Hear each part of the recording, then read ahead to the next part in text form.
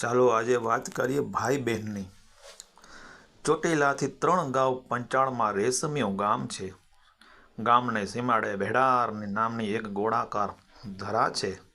ધાર ઉપર પાળિયા છે। એક પાળિયો સ્ત્રીની સાથે 2 બાળકો છે। એક આંગળીએ વળગેલું અને બીજી કેળમાં તેડેલું બીજો પાળિયો એક ઘોડેસવારનો છે।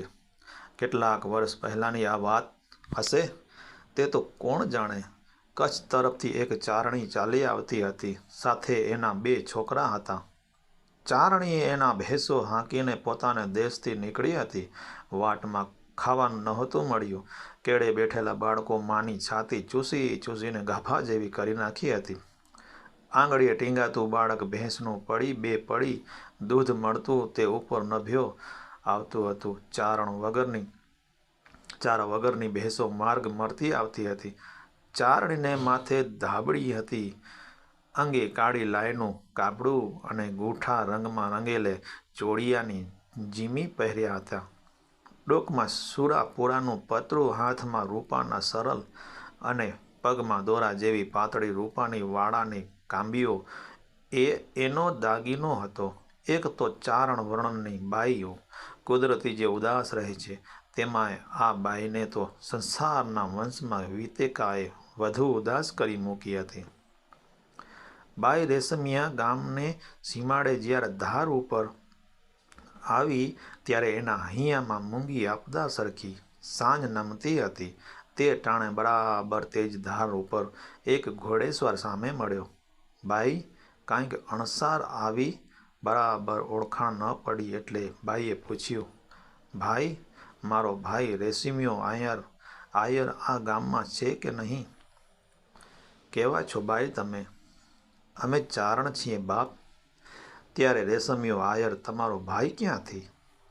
બાપ, બહુ વહેલાનો મેં એનો વીર કીધો છે। 15 વર્ષ થયા અમે એકબીજાને મળ્યા નથી।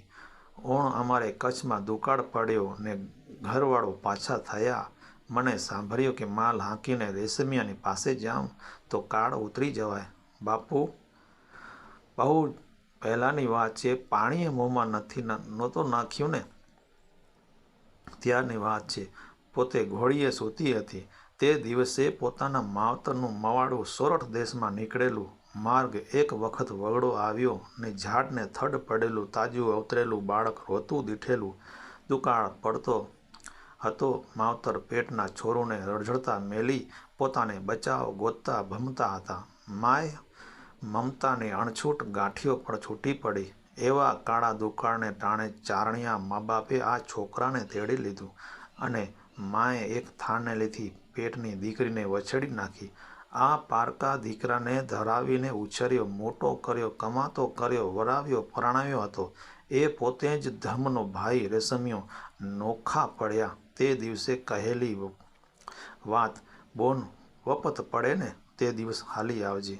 આજ વખાની મારી બહેન એ રેશમિયો ભાઈનું ઘર ગોતતી આવી છે। ઘોડેસવાર વિચારમાં પડી ગયો। એને સાંભળી આવ્યું એ બોલી ઉઠ્યો, અરે બેન, રેશમિયો તો પાછો થયો।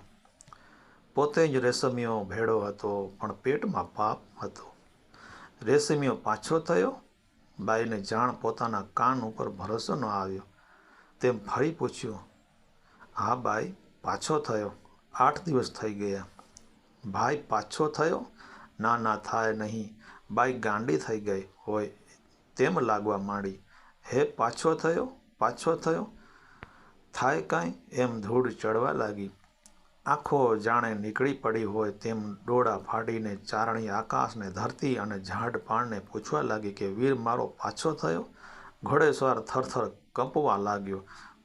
ઘણીઓય મન થયું કે નાસી છૂટું પણ ઘોડાની લગામ લગાવી ચલાવી ન શકાય। ધરતી સાથે ઘોડાના ડાબલા જાણે જડાઈ ગયા હોય। પાગલ બનેલી ચારણીએ ઘૂમટો ચાણીને ચોધાર આંસુએ પાડતા મરચિયા ઉપાડ્યા। ભલક્યું ભેડા કણસ્યું કાળજમાં માય, રંગું રેશમિયા માર્યું વીંધ્યું વાગડના ધણી। હે ભેડા, તે તો મારા કાળજામાં ભાલા ભોંક્યા। હે વાગડિયા શાખાના આયર, મારી નસો તે વીંધી નાખી। એવી રીતે ઘણાય મરચિયા ગાયા।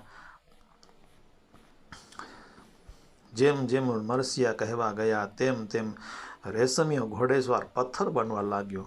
ઘોડાના ડાબલા થીજી ગયા. ઘોડાની આખી કાયા કઠણ કાળ મીઠ જેવી બની ગઈ. ઉપર બેઠેલા અસવારનું લોહી થંભી ગયું. છાતી સુધી જ્યારે પથ્થર બની ગયો ત્યારે રેશમિયા કારમી ચીસ પાડી ઉઠ્યો, એ બહેન ખમૈયા કર, હું જ તારો ભાઈ, હું જ રેશમિયો, મેં ઘોર પાપ કર્યો, હવે દયા કર જા. ચારણીના હાથમાં વાત નહોતી રહી. એના રોમ રોમમાં જાગી ઉઠેલા સત હવે સમે નહીં. એના હાથમાં તીર છૂટ્યું ગયું. હવે એ બોલી, હે ભાઈ ભેડા, કપાસના છોડમાં કપાસ વીણાઈ ગયા હોય, ખેતર કોઈએ ભેળી દીધું હોય તો ફરી પાણી પાઈને આપણે એને કોળવી શકીએ. ફરીવાર એ કપાસનો ફાલ આવે, પણ કપાસના છોડની સાંઠી સુકાઈ ગયા પછી એમાંથી રસ જ નીકળી જાય ત્યારે એને પાણી પાવાનું નકામું.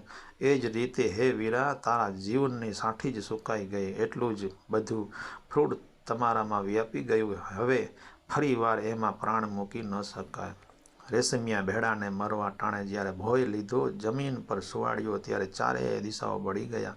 અને હે મારા સાચા સગા, મારો 100 ગાઉનો આખો પંથ નિષ્ફળ નીવડ્યો. એવી રીતે ચારણી અને ચારણના દીકરા અને મરસિયો ચારણ ઘોડેસવાર ત્યાં તેમને થંભી ગયા. અને